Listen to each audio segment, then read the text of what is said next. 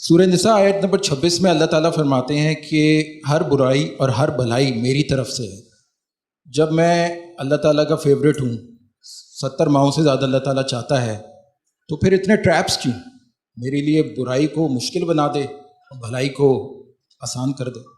صحیح بات ہے، آپ کا گلا بجا ہے، میں بھی انڈورس کرتا ہوں، اس لیے کہ میں بچ جاؤں گا بہت سی برائیوں سے۔ بات یہ ہے کہ رب تعالیٰ نے تمام چیزیں جوڑوں کی صورت میں پیدا کی ہیں۔ زندگی ہے، موت ہے، تندرستی ہے، بیماری ہے، امارت ہے تو غربت ہے،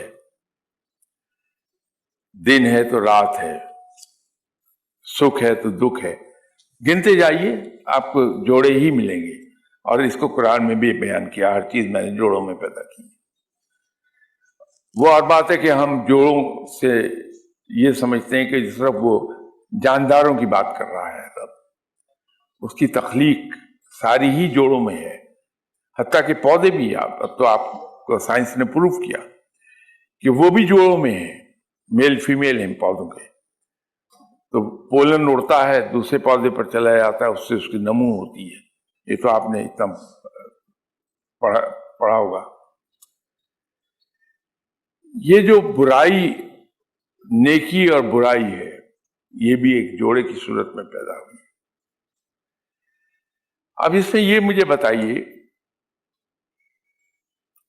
کہ روز قیامت کو ہم یوم حساب بھی کہتے ہیں، اور میرا اور آپ کا ایمان ہے کہ ہمارا رب تعالیٰ کے حضور حساب کتاب ہوگا، اور جہاں ہم لائک اے ٹرو پاکستانی رب کے سامنے انکار کریں گے میں نے نہیں کیا، تو وہ ہمارے ہاتھ خود گواہی دے دیں کہ چوری کی تھی۔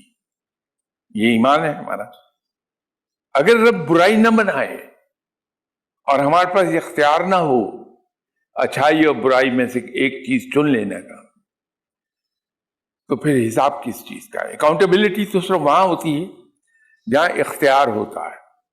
اگر برائی کا وجود ہی نہ ہوتا تو ہم تو رہتے ہی نیکی کی راہ پر، تو ہمارا حساب کتاب کاہے کا ہوتا ہے؟ ایک بات تو یہ ہے۔ دوسری بات یہ ہے کہ سب چیزیں رکھ دی گئیں، نیکی ہے، بدی ہے، اچھائی ہے، برائی ہے، سب چیزیں ہیں۔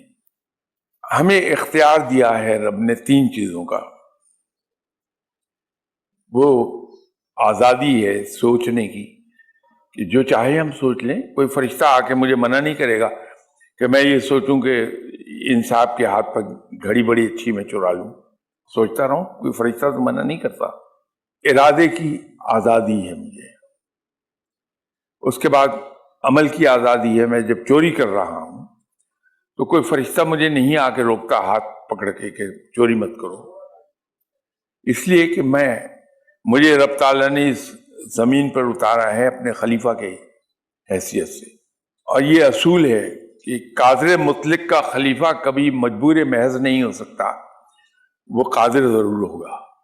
تو قادر مطلق نے اپنے خلیفہ کو اختیارات دے کے زمین پہ اتارا۔ اب جب اختیار دیے ہیں تو عمل کی آزادی بھی عطا فرمائی ہے۔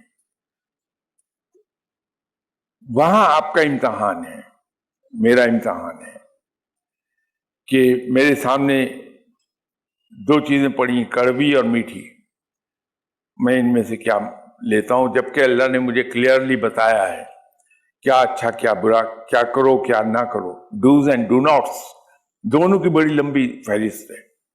وہ رب تعالیٰ نے تعلیم دے دی اپنے پیغمبروں کے ذریعے، کتاب کے ذریعے، اور اختیار دے دیا۔ اب مجھے آزادی ہے، میں جو چاہوں چن لوں، لیکن پھر میں آنسریبل ہوں، اللہ کو حساب دینا ہے مجھے۔ تو اس لیے بدی اگر موجود نہیں ہوگی تو پھر ہمارا حال وہ ہوگا ایسی کریچر جس کا کوئی حساب کتاب نہیں ہے۔